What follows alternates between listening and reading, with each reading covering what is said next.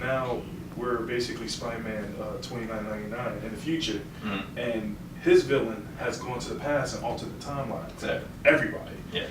But the only one who knows this is Spider-Man 2099. He got caught like in the middle of it, and he watched the world change around him. Mhm. Now he has to go back, contact 100 years earlier Peter Parker, who is a different Peter Parker. He's kind of the same, got the same powers and everything, but he's kind of living the good life right now. He's got a Dare you give him great a job, good life. What? a stable relationship. He's really happy. So when Spider-Man 2099 pops into his head and says, "Hey, you know, we got to change this timeline. It's not right." He's, "What are you talking about?" So they've got to work together. He's got to convince him that, you know, to work with him to change this back. And so there's a great sort of bonding storyline between them. They start out a little bit as adversaries, and then they become buddies and work together. I'm still saying, I'm sorry. You can't give Peter Parker a good life. He has to struggle, pay bills, and get cursed out by Jameson. Okay?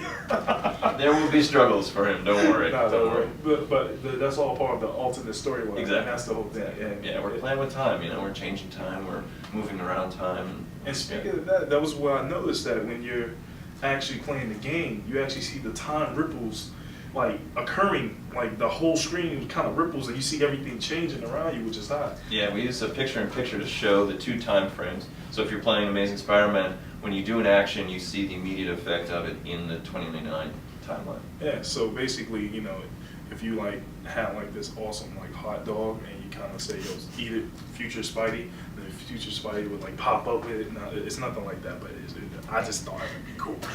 Hot dogs. All right. Yeah, in New York. This Hot is true. dogs. This is true. Come on.